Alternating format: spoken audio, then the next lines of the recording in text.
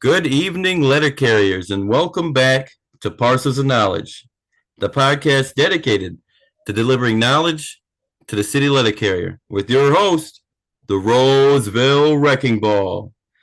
Today, we have a special episode. We've got a guest here. His name is Richie Ray. He's running for Region 15 NBA, and he's a really great guy. I love his podcast. He's got a podcast called The Hot House. I'm sure you know about it because at this point everyone does. He's got the funny TikToks and he's always sipping his coffee. But we're interviewing Richie Ray. These are questions that Region 15 members mostly sent in. We put out there that people were to submit their questions by July 15th, and here we are. I've got a handful of questions. And I got Richie Ray on the other line. Let me start, Richie Ray, with you introducing yourself. How about that? Josh, thank you so much, brother. That was a nice introduction. Thank you for having me. I feel very happy and excited to be here on Parcels of Knowledge. And now I'm going to be bragging about that for a long time. My name is Richie Ray, as everyone knows. I'm from Branch 41 Merge, Staten Island and Brooklyn, New York. I'm the second vice president. I'm the former Branch 99 president of Staten Island, New York, and then we merged with Brooklyn. I've been a letter carrier for 25 years. I believe I've been a shop steward for 24 and a half years. I started becoming a steward right after probation, and I haven't looked back from then. I just kept on going. So I've been a representative for a very long time. Thank you for having me, Josh. Oh, anytime. All right. So people sent in questions, and I'm not asking them in any particular order. So I'm just going to start with the first one and roll right into the 16th. We got 16 questions here, so it might be a little long, which I love that, but we'll see how it goes. All right, brother. Number one, what is your mission statement, and what inspires you to run for business agent of Region 15? Well, putting letter carriers first. The bottom line, letter carriers must come first. When Larry Sorelli was the NBA, I felt we had backup. At least we got word on certain things. Larry was always very transparent with all the current events, and always wanted Excel sheets filled out about mail being delayed, carriers working late. There was always some kind of movement out of the NBA office when Larry was NBA. My mission statement is to make Region 15 strong again. Um, Look, I'm not downplaying anyone in Region 15 right now. Bottom line is, I feel that my mission statement is about the letter carrier making shop stewards strong. And what good is it to have great shop stewards if the letter carriers don't know the rules? So I want to I want letter carriers to also learn as well. So that's just a brief of my mission statement. What was the second question, Josh? The second question was, what inspires you to run for business agent of Region 15? I was asked by James Henry to run a discussion that took place behind the scenes. Look, I'm going to be honest with you all. We were flirting with me being MBA for a long time with my inner circle, but it never was a possibility. I never thought that reality would ever come. James Henry called me one day and asked me if I wanted to run on his ticket for Region 15. Now, to this day, I don't know why James Henry asked me, but I did not say no. I said yes. And I got excited about it. And I love the letter carrier. I love being a union representative. And I really do feel, well, the state of the union that's in right now, we need people to step up and fight. Okay. And, when James Henry asked me to run, I said, yeah. And, I'm not going to lie. It was emotional. It was an emotional moment for me. It was, I never thought that this was ever a possibility, to be honest with you. And here we are. And, yeah, there you go. A good answer. Well, let's move on to question two. What is your experience here at the Postal Service as a union official? Well, I started in 2000 as a rural carrier. with RCA, and then I transferred over to the city carrier craft in 2003 as a PTF. Then made regular. I transferred from my old installation to Staten Island, New York in 2005 and started to be a shop steward in 2006 for Staten Island. Then I became a vice president for Branch 99, I think in 2012. I think it was in 2012. I was voted in, then I was voted in as branch president in 2015. I was a chief steward since 2013 until the merge of December of 2023 with Brooklyn Branch 41. Then now I am currently the second vice president of Branch 41, oversee Formal A's for Staten Island, for the Staten Island, and I oversee stewards in Staten Island and parts of Brooklyn. I'm also a graduate of the leadership class of 27, the best class of all time. I have to throw that out there. And I graduated from the Formal A and beyond and arbitration training. I have filed and was part of so many grievances that I can't even tell you how many grievances I was involved in. But it's not about the track record, it's about getting the work done. Um, yeah, that's my journey. I mean, my journey has been a workroom floor, really. I've been a shop steward for a very long time, and honestly, being second vice president sometimes is kind of boring. I like being the shop steward. I like being in the fight. So when I visit stations and we're going through disagreements, that's where my heart starts like getting the blood going. I love that shit, and yeah, my experience.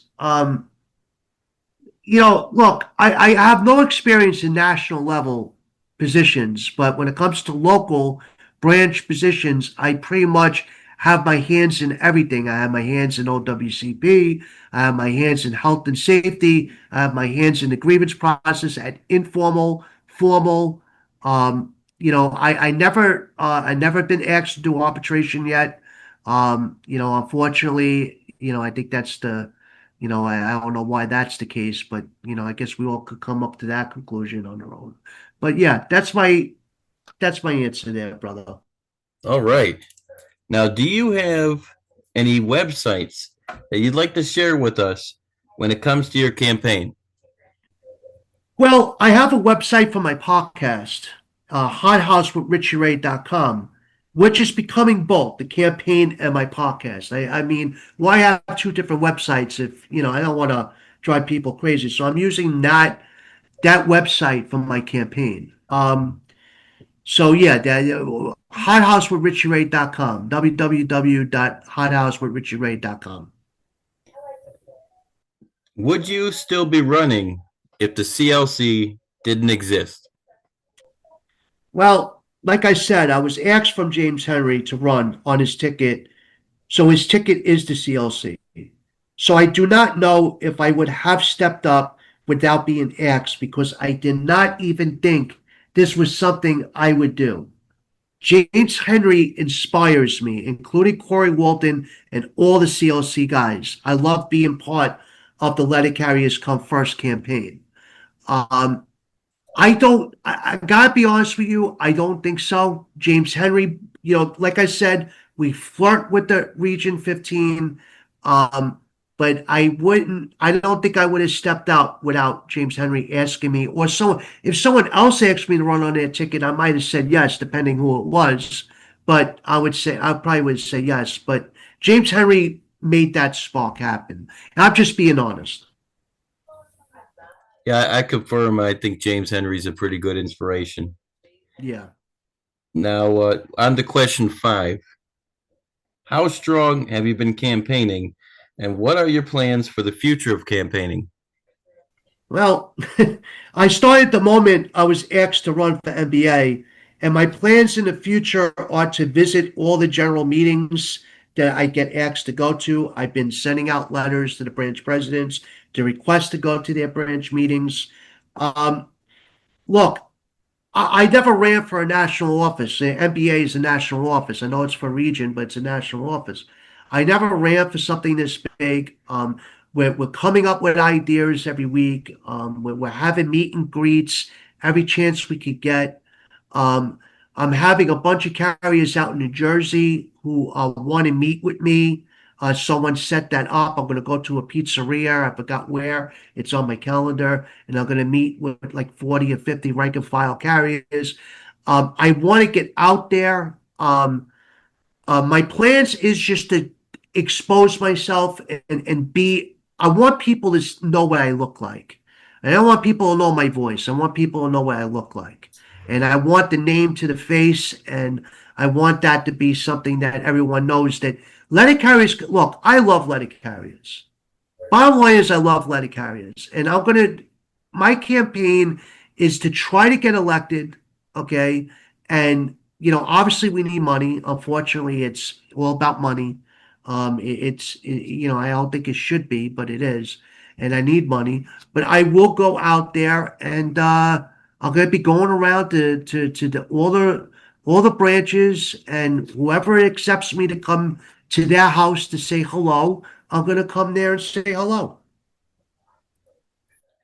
Good answer. Now, the next question is going to be a two-part question, and I'm going to ask them one at a time, unlike some of the other two-parters where I ask it at the same time. So the first part is, what would you like to say about the competition that are running against you? Well, to be honest, I do not know who is running against me as of now. I have heard rumors, but I do not know exactly who is running against me. I respect everyone in my region. And I will just say this: I focus on what I'm going to do to make this better. I'm sure whoever run against me is the right person for the job. If I could answer this, if I could answer who is running, if I did know who was running against me, maybe I could have a better answer for you. But I gotta be honest with you. I don't know who's running against me at this point. But right now, I'm focusing on what Richie Ray is going to do for the letter carrier. We are hung over with all this nonsense with the TA. We're all hung over with all this shit. What happened with national, with the national agreement, and all this nonsense, this back and forth. I'm not focusing on the negative part. I'm focusing on what Richie Ray is going to do for the letter carriers in Region 15 and for the NELC. How am I going to make it better for us? And that's what I'm going to focus on. Whoever runs against me, I hope they run a good campaign. I wish them lots of luck. And it's up to the members to vote for who they believe is the right guy for the job. Now, the second part is, how will you navigate any political roadblocks that could be in place should you win? Yeah, that's a good question. We will navigate like the NLC always has done. Wherever they do to us, we will adjust and fight back. It is a political war right now, and all carriers need to give at least $1 to the PAC fund so we can get the political influences on our side. The bottom line is we will adjust when we have to adjust. I mean, that's the best way I can answer that. Okay. Number 7, how is your yacht club party going, and what's going on during that event? Okay, well, the guys who are helping me with it are giving me updates. It looks good. I think we're going to have a nice turnout and looking forward to it. I thank Paul Cobb for donating the place. This is the yacht club is actually his gentleman, his like club that he has they joined, and he's going to donate the place to me. He's paying for the place for me. And Jeremy and Hector and Jonathan and Erica, including Mevi, are helping me out, calling people, trying to get people to come out. It's looking good. And what's going to happen there? Kind of like a fundraiser. We're going to be hanging out. To be honest with you, I've never done this before. This ain't something that I'm used to. This is my first fundraiser event. We're going to have food, we're going to have drinks, and we're going to have good company. It's going to be meet me, come meet my guys, come meet where I came from. You're going to have people there that were with me from the beginning, people there that were with me in the middle, and people that were there with me in the back end, and everyone will have their own opinion. And I'm sure a lot of people are going to have their own stories about me, and some of them might be funny, some of them might be embarrassing, but the bottom line is that they're going to tell you, all of them are going to tell you one thing: I love my people. I love my people more than you know. I get on my stewards very hard. I get very anal with them because I want them to be as perfect as they could be. And I know there's no such thing as perfection. So at the event, there's going to be drinks, food, good company.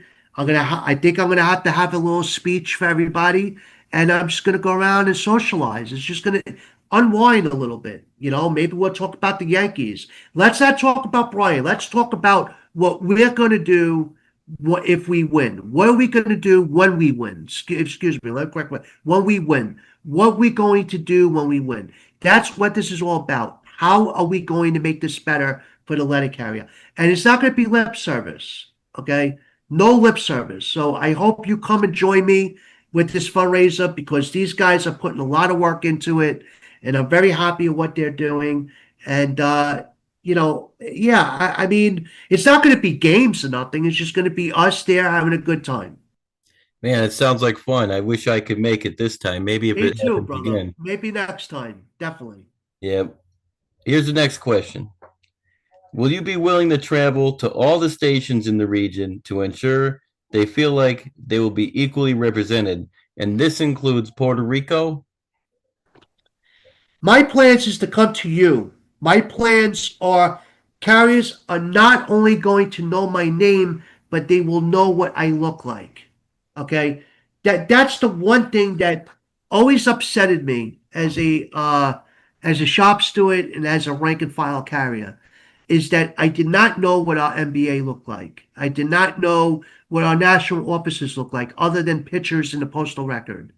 Um, Now, listen, going to every station in Region 15 is going to be a task that is going to take a good amount of time to do. It can't be in, 50 places in one shot.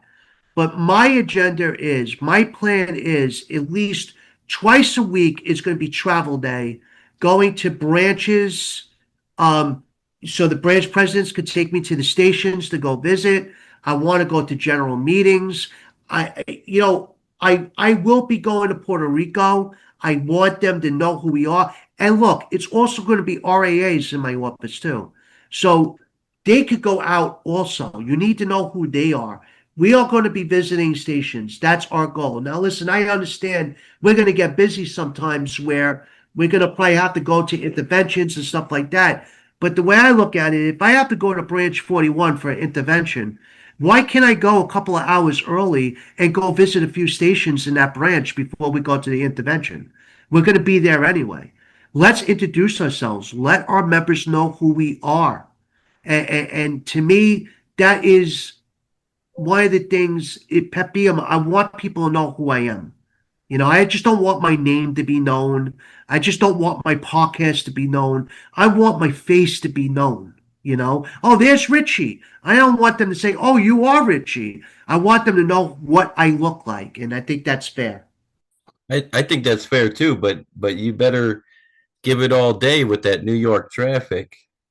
Well, look, I'm not going to lie to you. It's not going to be easy. I didn't say this is going to be easy, but I tell you what, it's worth it's worth the work. The carriers deserve to know that we're there. Okay. Absolutely. And you know what? When you go out to the field, that's when you find out what's going on. That's when you realize, because you see it for yourself. Because some of our carriers, and I don't mean to insult anyone, they are conditioned to believe what management's doing is the right thing, and it's not. Because they're so used to it. They're conditioned to believe this is the right thing. And, I need to be out there to see these things. That way we can address them immediately and we can take care of it. That's a good idea. All right, we're going to move on to question number 9. What do you intend to do about the Step B situation and the fact that we can't get cease and desist in our region? That's bothering the shit out of me. And I know it's bothering the shit out of you. Both of us are grievance handlers. So, me and you are preaching to the choir right now. But this is a simple answer. Okay. In my opinion, this is a simple answer. Management instructed their counterparts not to resolve a grievance with a cease and desist. Then my side of it I will instruct my people not to resolve a grievance without a cease and desist. We'll force the issue to arbitration. will force the upper management to come into arbitration. I agree with Corey Walton. If any of you are listening to Corey Walton's been talking about this for a long time as well. We cannot be afraid of the grievance process. We need to get our stewards and our formal A representatives ready to prepare grievances for arbitration. It's got to start from step one. Okay, I think I'll step on toes saying things like this, but what else can I say? This is how it has to be done. The bottom line is management's telling their management team, the district is telling their management team to not resolve a grievance for a cease and desist. We can't do that. Send it up. Well, I'm going to instruct my people. We can either cease and desist or nothing. Money, keep the money. I want the violation to stop. And if you're not going to stop the violation, then I want to cease and desist because you need to be held accountable. What's the point of having the best grievance process in the world if management is not going to respect it and we're going to sit there and allow them to disrespect it? Absolutely. Number 10, you have a working man's persona. Do you think this is the type of NBA that we need? And do you have a closer attachment to the workroom floor and the issues we have than the current administration? Well, first part of the question is I think what we need is love. The letter carrier, the letter carrier just needs love and not be afraid of getting outside of the box. Yeah, I'm a working guy. Definitely. I don't have a high education. You're not getting the fancy words with me. Listen, we have guys with fancy words that speak very well. Where's that gotten us in the last 10 years? Okay. Our grievance process took a beating. Vince Sobrato, my hero in the NELC, he was a working guy. Okay, he wasn't a high educated guy. He was a street guy. He was a letter carrier, and he was a great president. Okay, not that I'm ever going to be president, but I don't know if my being a working type of guy has anything to do with qualifications of being NBA. We want results, right? We want results. That's what we want. And what I do know right now is that we have educated people in positions and nothing is happening. Okay. And, that's up to you to decide. That's not up to me. All I can tell you, this is who I am. This is who I am. This is Richie Ray. And, there's a saying in Staten Island installation that one of my former A reps always says, and he laughs. You want Richie Ray, you're going to get Richie Ray. And that's what you're going to get because when you do something to a letter carrier, I am going to come and keep coming. I am not going to stop until we get justice. And that's the best I could do. What was the second part of the question, brother? The second part of the question was, do you have a closer attachment to the workroom floor and the issues that we have than the current administration? I would say yeah. I mean, I look, the one thing that I do love is being hands-on everything. Um, I would say, yeah, I'm attached to the workroom floor. The workroom floor is where I want to be. And I think I'm going to be very anal in getting information what's going on in these branches. And if a branch ever calls the NBA office and they have a problem, we're going to be hands-on it from the beginning to the end. We're going to help them get started. We're going to help them follow through, and we're going to help them get the results. And we're going to be there all the way from the end. Yeah, I have an attachment to the workroom floor. I love the workroom floor. I deal with the shop stewards firsthand. I follow up with them all the time. Yeah, the workroom floor is where I believe I belong. So yeah, I have an attachment. I think I have more of attachment to the workroom floor than the current administration. Yeah, I like that. All right. Next question, question 11. What will you do different than the current administration? Well, for one, I will not look and looking to step on toes here, but I will be more engaged with the presidents. and the rank and file. I will be emailing everyone on a daily basis. We'll be having Zoom meetings. We'll be visiting the branches, the stations, and getting out there. I will be hands-on. I will be a hands-on MBA, and we will not be afraid of arbitration. I will stop here before I piss everyone off. The bottom line is it's time for new blood and see what can be done. 4 years. That is it. That's all I'm asking for. Give me 4 years. Give me a chance. What we got to lose from what we're dealing with today? What we got to lose? If I do a horrible job, then vote me the hell out. But what we got to lose at this point? I'm going to be hands-on. I'm going to have Zoom meetings with the rank and file because it'll be easier to do that to get everybody involved. It's going to be transparency in my region, and I'm going to give you guys updates. And I'm going to get every Sunday. I'm going to still dedicate my time to my podcast because I'm going to continue that going because education is important. So Education is my favorite part. All right. So number 12, what do you think of Parcels of Knowledge podcast? And will you invite James Henry to be interviewed?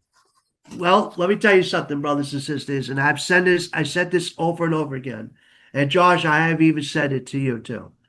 Parcels of Knowledge has become one of my favorite podcasts, educational podcasts, because Josh, you do such a great job where you just get to the point and you end it. It's no dragging on. You get right to the point, and you're the way you talk, you're smooth. You don't put anyone to sleep. Your voice is perfect for what you're doing. So whoever bought you that microphone, you tell them we owe them a big, big, big hug because we needed someone like you. The more podcasts, the better. Everyone's got their own tricks, and agree or disagree, Parcels of Knowledge, in my opinion, is a great podcast, and all shop stewards should be listening to it. Hey, Now, James Henry, we're planning James Henry to come on my podcast soon. I already told James you're going everywhere. You're going on this podcast. You're going now. I want you to come on my podcast later because I want us to talk about the stuff that hasn't been talked about. And I want to be my podcast to be special. I'm not going to get James Henry on and have him give me his background for the 35th time. I just want to get into solid questions. Yes, James Henry will be on my podcast very, very soon, but we're waiting on that because he's got so much, everything on his calendar. I'm waiting for him to get, a little mental break for himself too. I mean, the guy is all over the place. hey, do you mind if I give that guy a shout out that got me a microphone? Yeah, give him a shout out, my friend, please. Hey, Terry Furton, you're the coolest steward in branch 4374. He's over there in East Point. Sorry to take the spotlight over here. I just want to give No, Terry Furton no, a man. shout out. I'm serious, man. And God bless him for getting you that microphone. Good job, brother. Good job. All right, let's move on. This next question's a doozy over here. It's kind of long, so if you need me to repeat it, I will. Okay. Here it goes. My question for Richie Ray: what specific steps do you plan to take to ensure stronger contract compliance, especially in light of management's ongoing tactics for delaying the grievance procedure, such as refusing to settle cases at the informal A and formal A levels and rejecting cease and desist language? I know that last part we already covered. Now, how will your approach differ from the current Region 15 NBA, who many feel has been far too passive in enforcing grievance resolutions? We're looking for real leadership. What concrete actions will you take to push back and defend the rights of letter carriers? Well, I got to tell you something. It's all about accountability. And I'm going to go back to when I first started becoming the shop steward. And when Paul Alexander, my former Branch 99 president, took me onto his wing and he schooled me. We used to have labor management meetings with district. We used to put all our agenda items and we used to have minutes and we used to hold the district managers accountable for what's happening at the local levels. That's not happening no more, not in my district anyway. I haven't seen the district manager in a very, very long time in a setting like that. We don't go over important issues. I would say that what I would do is that I'm going to hold local postmasters, local district managers, local labor specialists, and the areas accountable for their actions. Okay, I'm not going to be afraid to call for special meetings, and I'm going to have the best guy that keeps minutes to come with me to take those minutes, and I'm going to share those minutes, what was said in those meetings, and every grievance handler in my region is going to get those minutes, and they're going to put it in their grievance files. Okay, uh, management is got to understand we're not going to roll over anymore.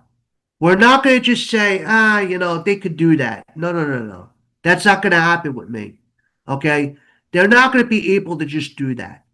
Okay. We're going to hold them accountable. I believe that answers that first part of the question. What was the second part of the question?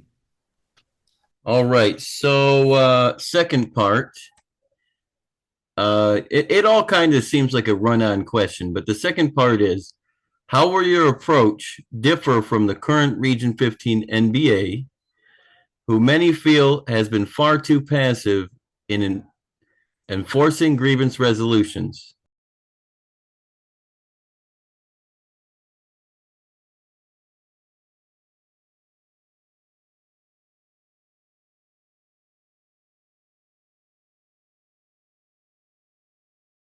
Well, I'm going to say one thing about the current NBA. Okay. He's a great man. He's put a lot of years in this union, a lot of years. He sacrificed a lot of his time. He was a great union representative. I have no bad blood with him at all. I just think it's time to move on, and I think that's fair to say.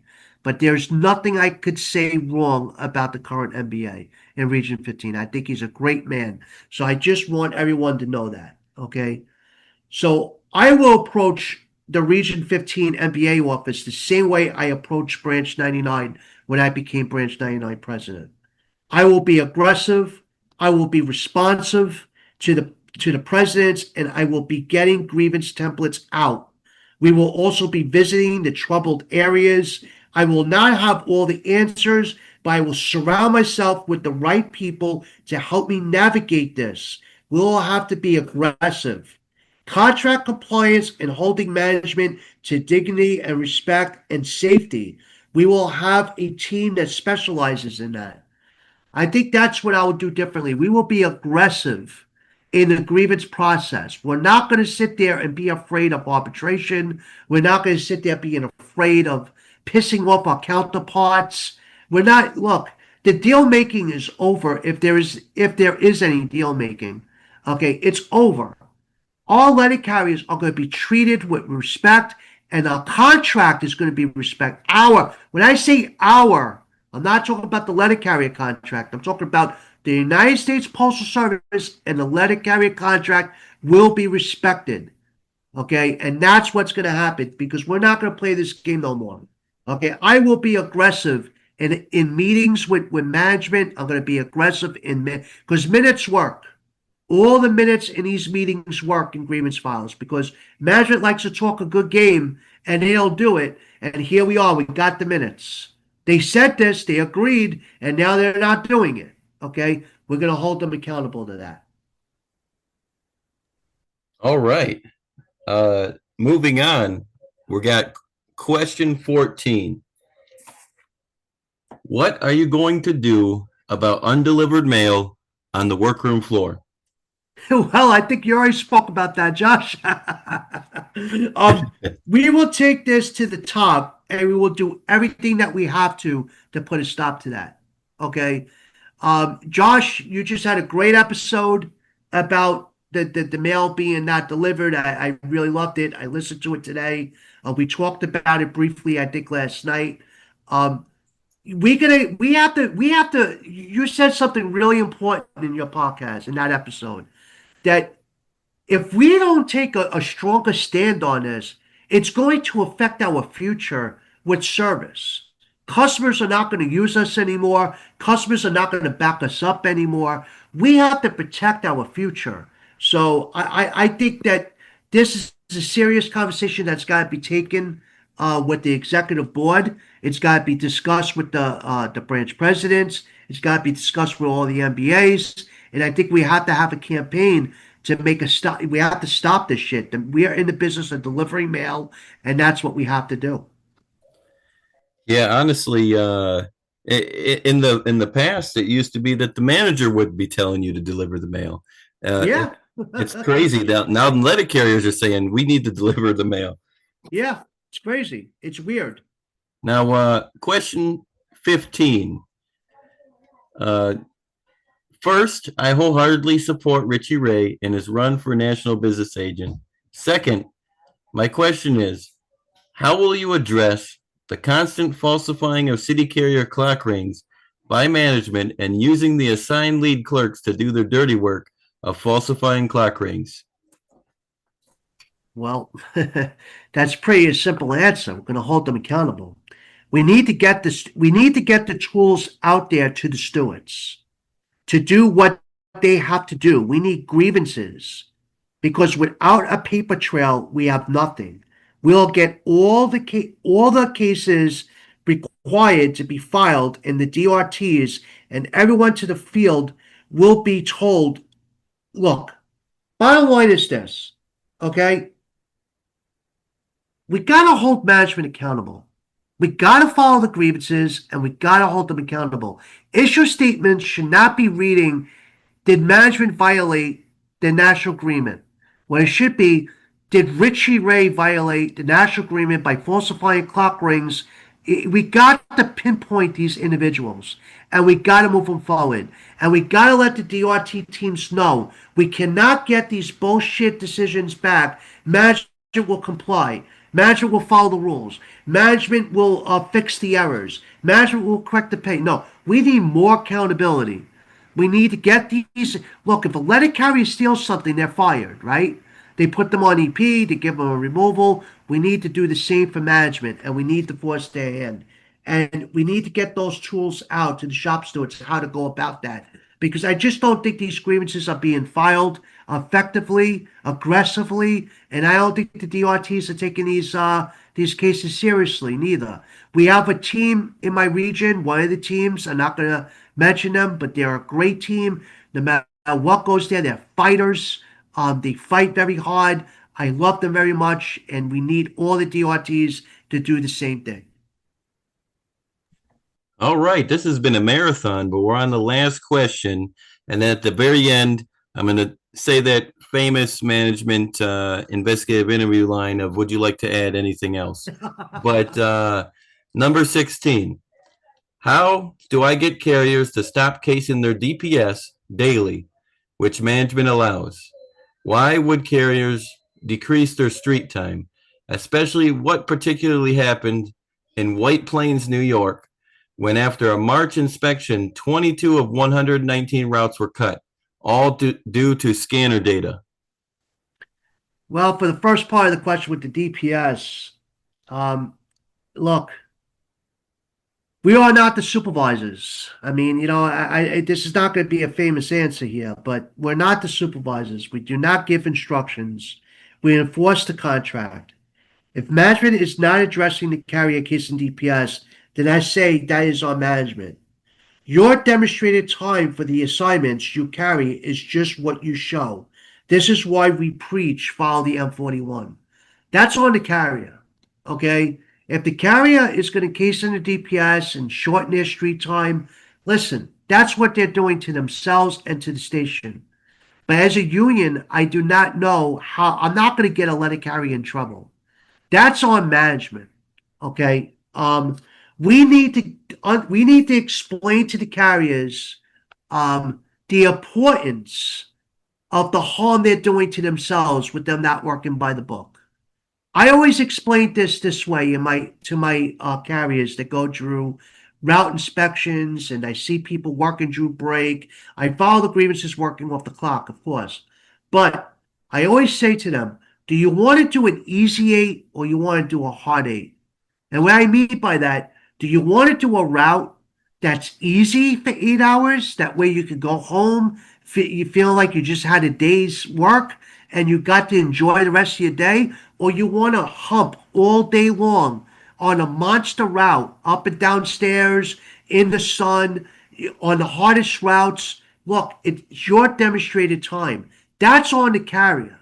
We need to preach to the carriers the M41. I don't think a lot of them know that. Um, this carrier for White Plains, New York, with the routes. I was actually at the Branch 693 meeting in July. I heard about this. They were speaking about it. It's horrible. That grievance is filed.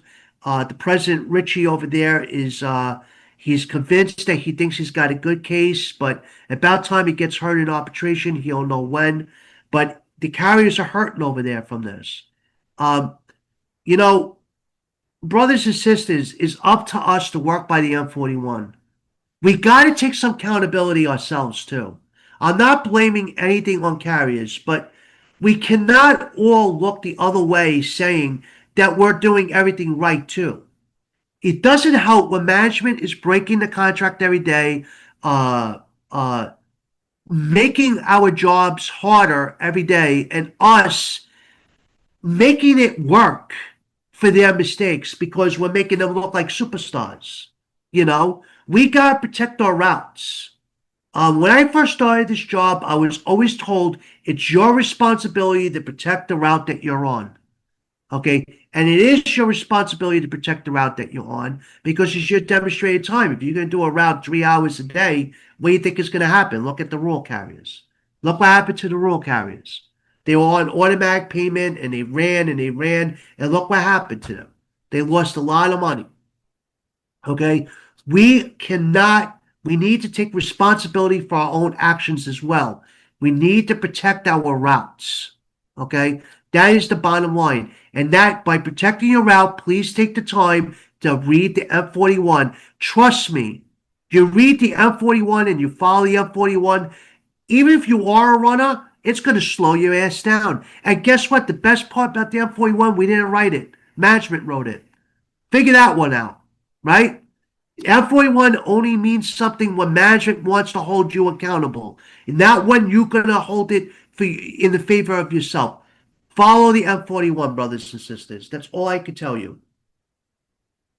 I couldn't agree more. Route protection is something we really need to invest in, but Yes. that's a conversation for another podcast. But okay. So, is there anything else you'd like to add? Well, I want to say thank you so much, Josh, for having me on. I really appreciate it. We've been talking for a little bit now, on and off. You're a great guy. I really hope. I wish you nothing but blessings to with your run for vice president. I know you're going to be an amazing representative for your branch. Even if you don't win, you're going to be an amazing representative for your branch. Thank you for having me on. And for me, I want to just tell everybody in Region 15, um, yeah, all right. So I'm not the most educated guy in the world, okay? But what I can tell you is this. My heart is for the letter carrier. I love you, all right? And I hate losing more than I love winning, okay? I am going to fight for you. I'm going to put in the time for you. I put in a lot of hours now. I'm not afraid to work. And the best part about it is my family, my wife and my kids, they support me in everything I do. They allow me to do what I have to do. They don't make me feel guilty. They don't, they're proud of me and they want me to be there for you. So I got the support at home and I'm going to have the support at the region office because we're going to surround ourselves with the right people. Letter carriers got to come first. That's it. It's got to come from. And look, this is lip service. No, this is the truth. This is who I am. Letter carriers come first. I'm going to protect you to the best of my ability, and I'm going to put the right people in place to help you if I can't help you. I'm not afraid to say I can't do it. Okay, because in the end of the day, none of us are experts in everything that we face. Let's be real now. No one could be an expert. There's over 1,000 pages in the Elm. The contract is huge. There's zillions of MOUs. There's no way everyone memorized all that. Everyone's got a specialty for everything. Let's use the people that we have and make them effective of what they are able to do. We got to capitalize on our people. And there's gems out there. And I'm telling you right now, I am going to make Region 15 a strong region. Shop stewards and rank and file. Because what good is it to have a great shop steward when all the letter carriers don't even know the rules? What good is that? That's a shop steward fighting both sides. We need a rank and file to know the rules too. So we're going to focus on the rank and file as well, including the shop stewards. Every letter carrier is not going to be left behind. And if you can't make it to me, I will come to you. Bottom line. All right. Yeah, I appreciate that, Richie Ray. I appreciate those kind words. And I feel the same about you. I think you're going to make a great NBA. You're going to continue to be a great leader, whether you win or not. But we all know you're going to win. And yeah, I don't like to take a side on these question and answers, but I do think you're a great candidate, and it's easy to take a side. I haven't heard any announcements of anybody else anyway. So as far as I know, you're the only guy running, but your heart's in the right place as far as I'm concerned. Thank you, brother. I appreciate you. Thank you so much, Josh. Oh, no problem. All right. So this ends this episode. Hopefully you learned something valuable today, Region 15. You can make a educated choice this coming election. And I'll end it here. Hopefully you guys have a good day. Thank you, Josh.